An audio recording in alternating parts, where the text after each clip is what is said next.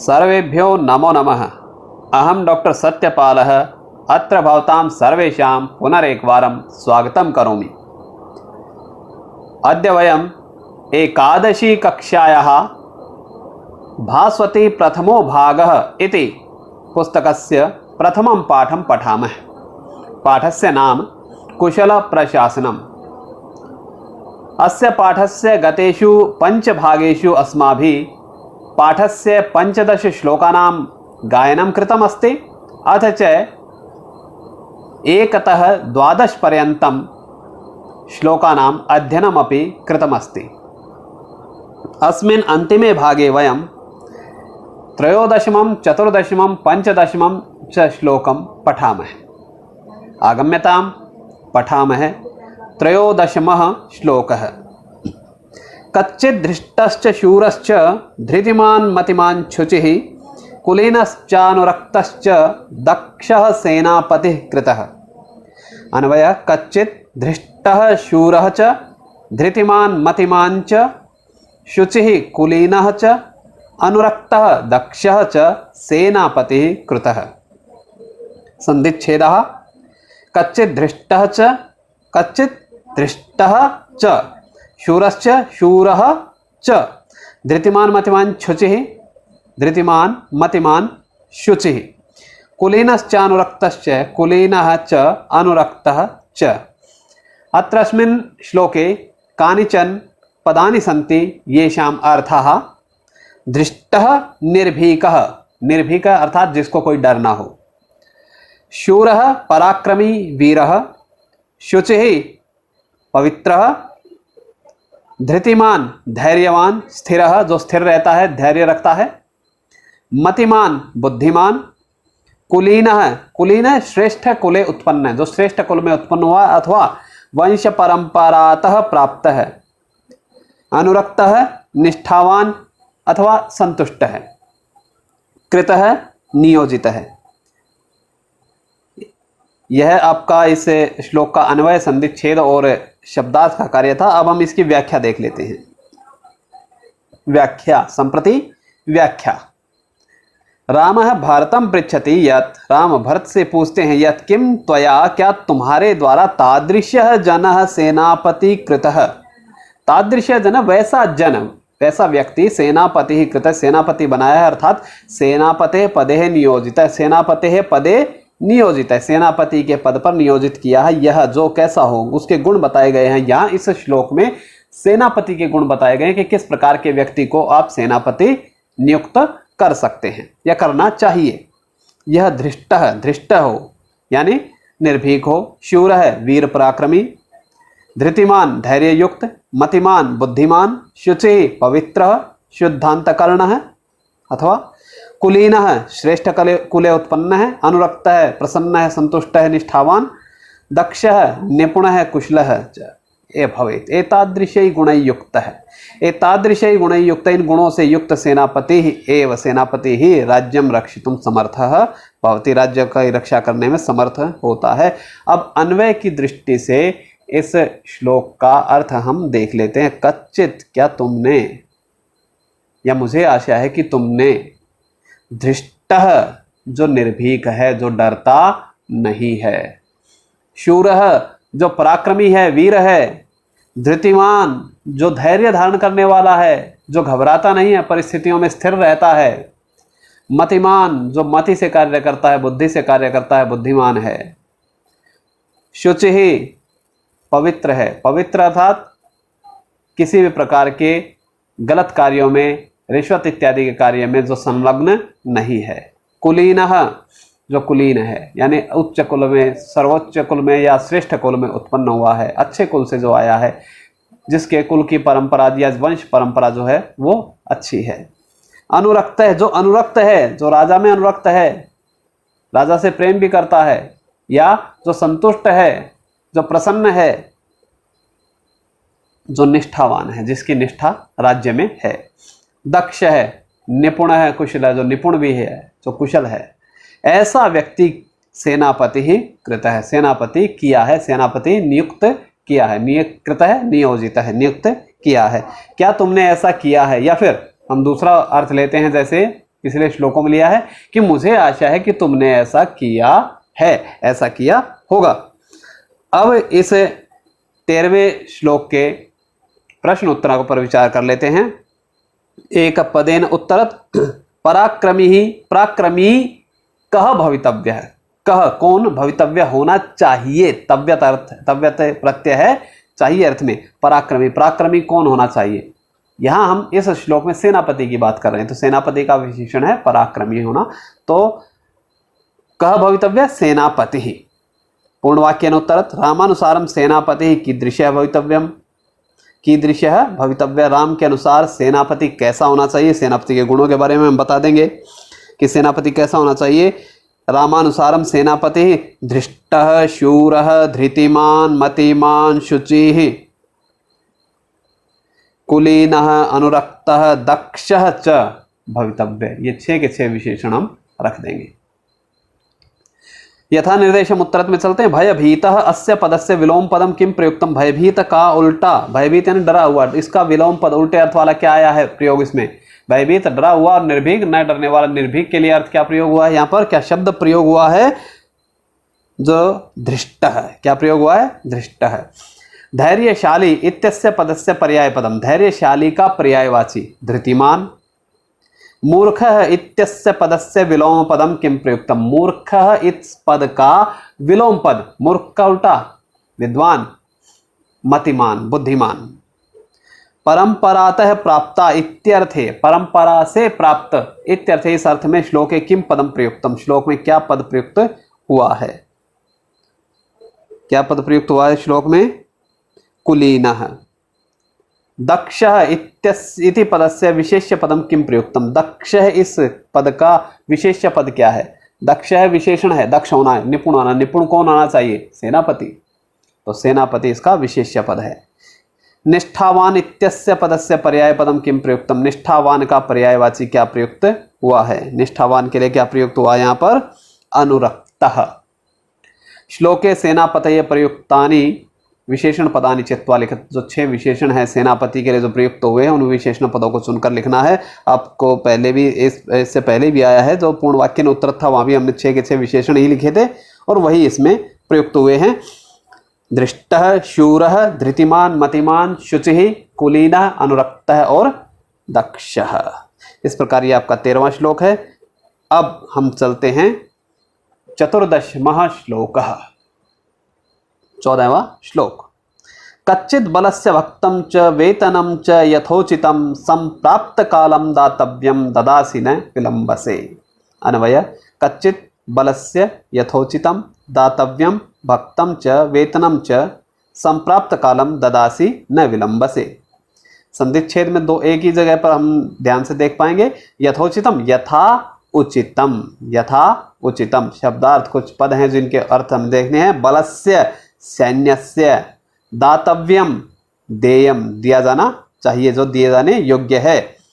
सैन्य सेना का, बल यानी सेना, सेना का। संप्राप्त कालम उचिते समय यानी उचित समय पर। भक्तम, भक्त यानी भात से, भात इसी से बना हुआ शब्द भात, भात यानी खाना भोजन। तो खाद्य सामग्रीम, भक्तम खाद्य सामग्रीम। यथोचितम, उचितम अनतिक्रम में या यथा योग्यम यानी उचित, जितना उचित है उतना ही।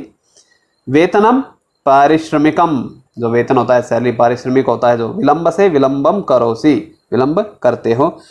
अब हम इस श्लोक की व्याख्या पर देख लेते हैं कि राम भरतम पृच्छति, राम भरत से पूछते हैं कि यत् किम तुम, क्या तुम राज्यस्य रक्षायाम नियुक्ताय सैन्याय, राज्य की रक्षा में नियुक्त किए गए सैन्य यानी सैन्य अर्थात सेना को, निर्धारितम जो निर्धारित किया गया, उनके लिए निर्धारित किया गया ऐसा उचितम भक्तम जो उचित, भक्त यानी खाद्य सामग्री है अर्थात खाद्य सामग्री। वेतनम अर्थात पारिश्रमिक, पारिश्रमिकम। उचिते समय ददासी, उचित समय पर देते हो। अत्र अस्मिन विषय तुम विलंबम तू न करोसी, अत्र यहाँ अस्मिन विषय, इस विषय में तुम विलंबम तू न करोसी, विलंब तो नहीं करते हो। अब हम इस श्लोक का अन्वय की दृष्टि से अर्थ देख लेते हैं। अन्वय कच्चित, क्या तुम, या मुझे उम्मीद है कि तुमने, मुझे आशा है कि तुमने ऐसा किया होगा। क्या किया होगा? बलस्य, बल का यानी सेना का, यथोचितम जो उचित है, जितना उचित है, निर्धारित है, दातव्यम देने योग्य, भक्तम च वेतनम च, भक्तम खाद्य सामग्री और वेतन पारिश्रमिक दोनों ही चीजें। संप्राप्त कालम, जब काल आ जाए, जब समय आ जाए, खाद्य सामग्री देने का समय हो और जब पारिश्रमिक देने का जो उचित समय हो, यदि वो समय आ गया है तो ददासी, देते हो, कि मुझे उम्मीद है, मुझे आशा है कि तुम ऐसा करते हो। वो उचित समय पर उनको खाद्य सामग्री और वेतन, उनका पारिश्रमिक उपलब्ध कराते हो, न विलंब से, विलंब नहीं करते हो, ऐसा मुझे मानना है कि तुम ऐसा ही करते हो। अब इस श्लोक के प्रश्न हैं, कस्य वेतनम उचिते समय दानीयम, अनियर प्रत्यय है। कस्य वेतनम, किसका वेतन, उचिते समये दानीयम, उचित समय पर दिया जाना चाहिए। कस्य, बलस्य, बल का यानी सेना का। बलस्य भक्तम कदा दातव्यम, बल का जो भक्त है यानी जो उसको खाद्य सामग्री दी जानी है, कदा दातव्यम, कब दी जानी चाहिए। तव्यत प्रत्यय नियर प्रत्यय चाहिए अर्थ में, कब दी जानी चाहिए। संप्राप्त कालम, जब समय आ जाए तभी, उचित समय पर। ऐसा नहीं है कि भोजन सामग्री का अभाव हो गया है, उनको दिया जाना चाहिए और आप भोजन सामग्री उनको उपलब्ध न कराएं, बाद में उपलब्ध कराने का कोई विशेष लाभ नहीं होता है। पूर्ण वाक्य उत्तर, कुत्र विलंब न करणीय, कहाँ विलंब नहीं करना चाहिए, कहाँ विलंब नहीं करना चाहिए।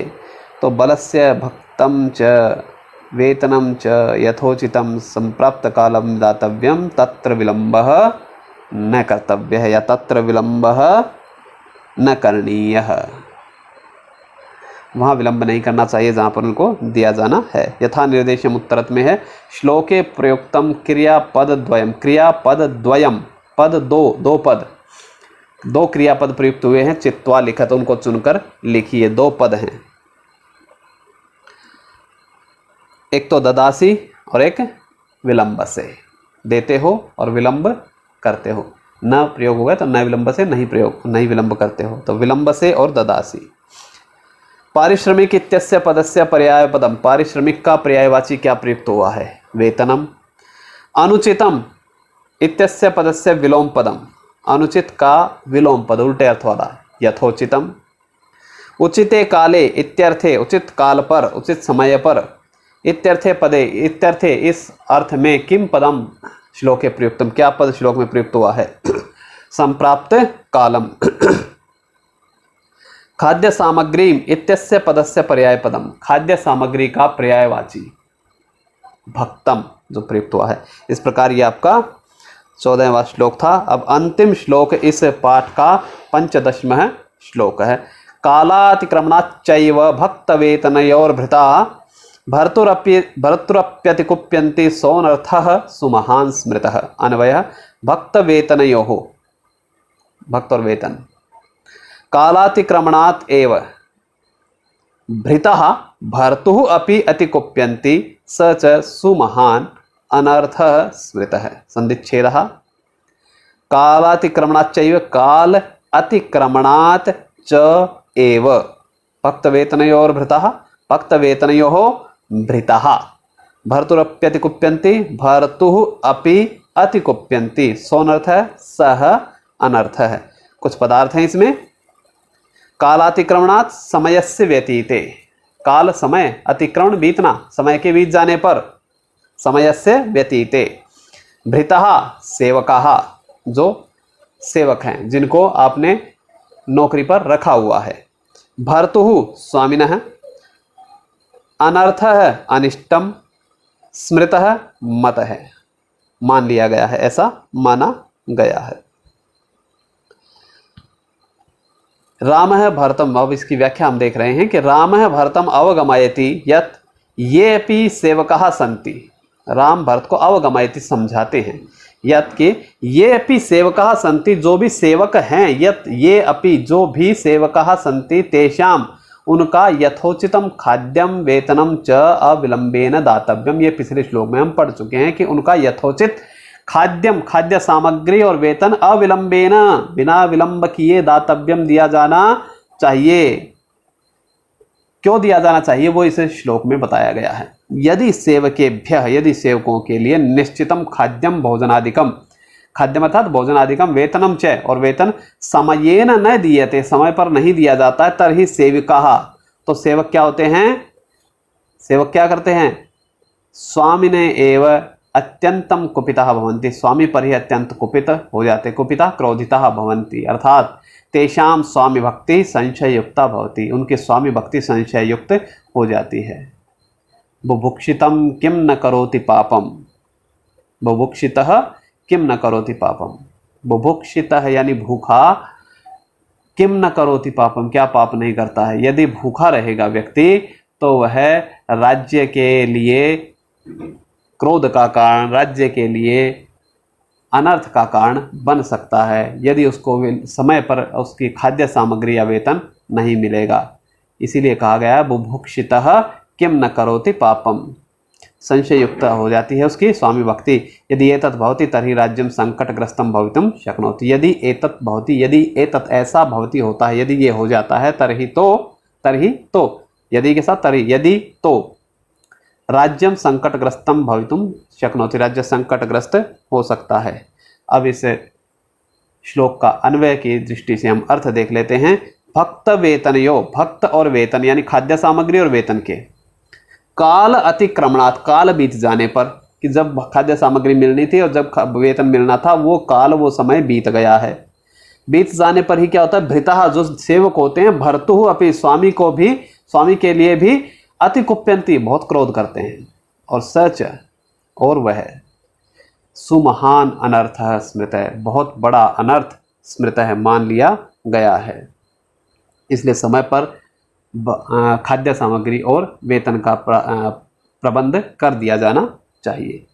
अब इस श्लोक के अंतिम श्लोक के जो प्रश्न उन पर विचार कर लेते हैं। कयोः कालातिक्रमणात् भृतः अति कुप्यंती कयोः किन दो के द्विवचन प्रयोग है किन दो के काल अतिक्रमण होने से समय के बीत जाने पर भृतः जो सेवक है अति कुप्यंती बहुत अधिक कुपित होते हैं भक्त वेतनयोः उत्तर क्या है भक्त वेतनयोः। कालातिक्रमणात् के क्रोधम कुर्वन्ति काल के बीत जाने पर के कौन क्रोधम कुर्वन्ति क्रोध करते हैं भृताः के भृताः उत्तर है भृताः। पूर्ण वाक्येन उत्तरत् सेवकाः कथम कुप्यन्ति सेवक क्रोधित कब होते हैं कैसे होते हैं तो वही इसमें दिया गया था कि भक्त वेतनयोः कालातिक्रमणात् भक्त वेतनयोः कालातिक्रमणात् भक्त और वेतन के काल अतिक्रमण होने पर समय बीत जाने पर सेवकाः कुप्यन्ति सेवक कुपित होते हैं। यथा निर्देशम उत्तरत अब यथा निर्देशम श्लोके प्रयुक्तम क्रियापदम चित्वा लिखित श्लोक में जो क्रियापद प्रयुक्त हुआ है उसको चुनकर लिखिए। क्रियापद सीधा सा है अति कुप्यन्ति। सेवकाः इत्यस्य पदस्य पर्यायपदम किम प्रयुक्तम सेवकाः का पर्याय पदम पर्यायवाची क्या है समानार्थक सेवकाः का भृतः। अर्थः इत्यस्य पदस्य विलोम पदम किम प्रयुक्तम अर्थ है का विलोम पद क्या प्रयुक्त हुआ है अनर्थः। कुपिताः भवन्ति इत्यर्थे किम पदम श्लोके प्रयुक्तम कुपित होते हैं इस अर्थ में किम पदम क्या पद है जो श्लोक में प्रयुक्त हुआ है अति कुप्यन्ति क्या प्रयोग हुआ है अति कुप्यन्ति। समयातीतात् इत्यस्य पदस्य पर्यायपदम समयातीतात् का पर्यायवाची क्या प्रयुक्त हुआ है कालातिक्रमणात्। अति कुप्यन्ति इत्यस्य क्रियापदस्य कर्तृपदम चित्वा लिखत इसका कर्ता कौन है अति कुप्यन्ति क्रोधित होते हैं ये तो हुआ क्रिया क्रोधित होना कौन क्रोधित होते हैं ये हमें कर्ता ढूंढना है कौन है क्रोधित होने वाले सेवकाः। तो इस प्रकार ये उसके लिए शब्द प्रयोग हुआ भृताः। तो ये आपका 15वां श्लोक था यहाँ आपका ये पाठ समाप्त होता है। इसके बाद हम अगले पाठ की ओर चलेंगे। तब तक के लिए विराम। जय तु संस्कृतम जय तु भारतम।